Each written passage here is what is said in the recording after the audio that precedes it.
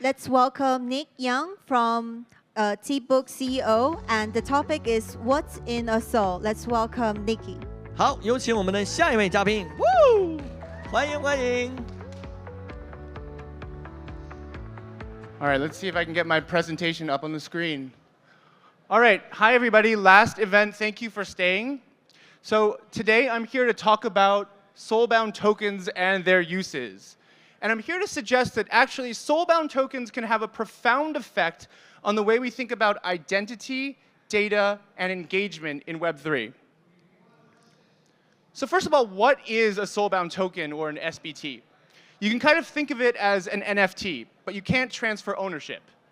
And you may be thinking, if you can't transfer ownership, then you can't monetize it. And if you can't monetize it, what's the fun in that? But actually, precisely because you can't transfer ownership of an SBT, over time, it can collect all types of data about a user that can give you a pretty good idea of that user's digital identity, their actions, their assets, their achievements. And so the question is, what kind of things can SBTs capture? Turns out a lot. If you're talking about things on chain, SBTs can capture things like how many crypto assets are in a user's wallets, proof of assets. Or how does a user engage with DeFi protocols? How do they stake? How do they borrow? And that's like proof of engagement. Or proof of achievement. Have you voted in a DAO? Have you contributed to a Substack? Have you discovered a bug? Or it could be things like proof of creation, enabling artists to earn royalties whenever their art is resold. Of course, SBTs can also capture off-chain events. Like, have you followed a project's TG, Telegram, or Twitter? Have you attended an event like WoW Summit, proof of attendance? It could be a proof of personal records, academic, work, medical, even criminal. It can be a proof of debt. So you take a loan, you get an SBT. You pay back the loan, you remove the SBT. SBTs can also be a proof of humanity. Are you a real human being? And when robots take over the world, that's going to actually be kind of important. Now the question is, how do people get SBTs? And usually the way they do this is through SBT incentive campaigns. So a project wants to engage their community. They'll create a campaign, set up a few different tasks, and if a user completes those tasks, they get the SBT. But what's actually happening is when the users complete these tasks, they're actually opting in to have their data captured and cataloged within an SBT. So you can kind of think about the SBT as a data label, and all of those actions a user performed to get that SBT like metadata.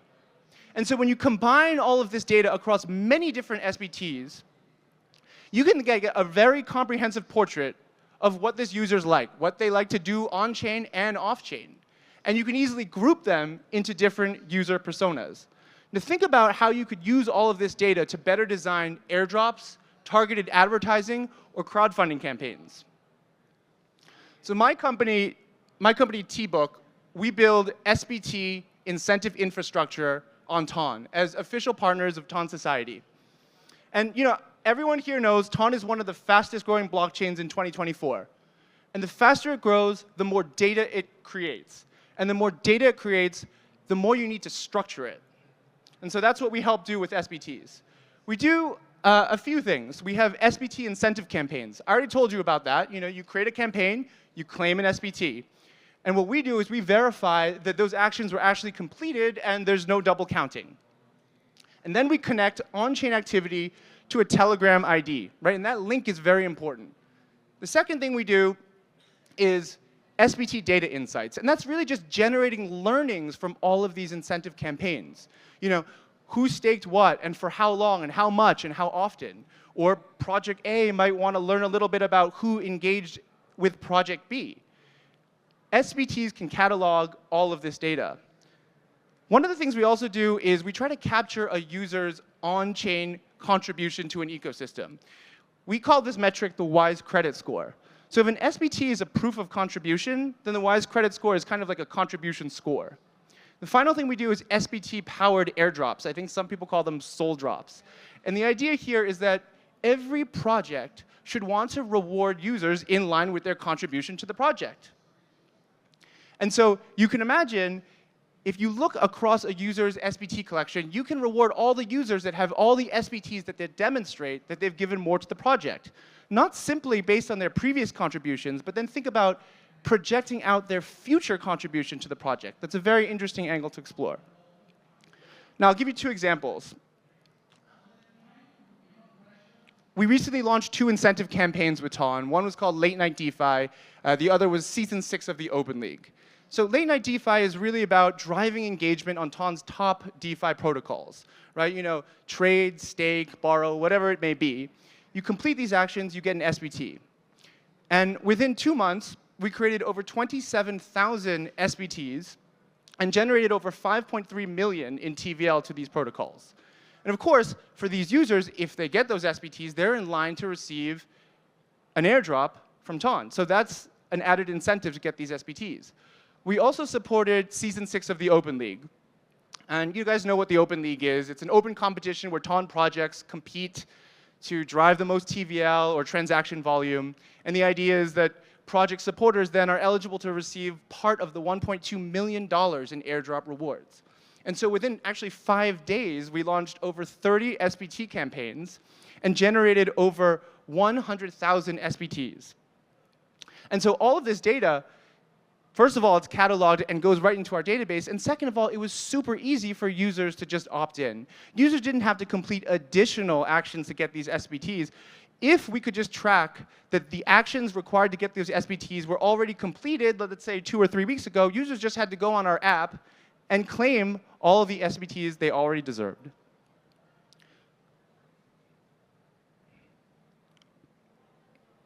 OK, I'm trying to go back. Where do we go from here? We've covered a lot. I want to share 3 things that I'm looking at. So the first thing is give to gain. So what is this? It's this idea that the contributions a user gives to the entire ecosystem should be recognized and rewarded by individual projects. So what's the current meta today on Ton? It's tap to earn, right? Tap, tap, tap, tap, tap. It's about trading your time for some future payout. And I get it. Tapping is easy. Tapping is accessible. You can tap on the toilet. You know what I mean? But the next meaningful step, I would say, is give to gain. The more you give to an ecosystem, the more you should get in return. The second thing I'm looking at is data as an asset. The idea here is that if you opt in to have all of your actions tokenized as an SBT, and a project targets you in an advertising campaign based on that SBT, you should get a part of that ad spend. And if you have a high WISE credit score, you've contributed a lot to the ecosystem, the value of your data should be even higher. The third thing is soul-bound sorting, or members-only clubs. This is this idea that your SBT collection should give you access to different private Telegram groups. So let's say you have like the 10 Toncoin SBT. You get access to an entry-level group. And then within that group, you know, if you have the 10,000 coin SBT, you get access to a more exclusive group. Each group unlocking different types of rewards. You can imagine how this might change the way projects do airdrops, organize exclusive events, or organize investment opportunities. OK, 3 more things I'm following. Ton has a very ambitious goal about bringing 500 million users on-chain by 2028, and I'm here for that. But I think at the same time, we have to think deeply about how to bring Web3 applications to 500 million users on Telegram. If we, as a crypto community, want to truly unlock the consumer economy, we have to go to where consumers are, and that's on Telegram. So I'm here to propose a new concept. It's called TeFi, or Telegram-based finance. And TeFi includes all the things that unlock financial utility on Ton. So things like AI agents that make it easier to engage with DeFi protocols, or crypto credit cards that connect crypto assets with real-world rewards. If we're truly going to unlock the consumer economy, this category of apps, these TeFi apps, are about to explode. Now, in 2021, WeChat generated over 400 billion in annual transactions. And I think Telegram has an even higher ceiling with its access to crypto wealth. Hashtag bullrun, hashtag now. Now, let me take this back to SBTs. If TeFi truly explodes, it's going to generate a tsunami of data. Browsing, purchase, engagement, and all of this data can be tokenized. Now imagine simply that infrastructure that sits on-chain both verifies and tokenizes all of this data. Users simply have to opt in. They don't even have to they don't even have to claim SBTs through incentive campaigns anymore. They just opt in to have all of this off-chain data tokenized. And when they do that opt-in process, then they get access to more rewards on-chain because of that. I think one thing that we talk about a lot here in the Ton community is how to connect users off-chain and on-chain. But I don't think it's just about bringing users from one place to another. It's about connecting on-chain and off-chain data. Every time you play games on Telegram, every time you buy things on Telegram, every time you swipe right on Telegram, these things should be recognized and rewarded on Ton. And SBTs can help do this. I, for one, believe that this soul-bound future is a lot closer than we may think. So thank you for listening and staying to the very end. Here's our QR codes, T-Book, my own personal Telegram. I'd love to get in touch with all of you and push soul-bound future forward. Thank you very much.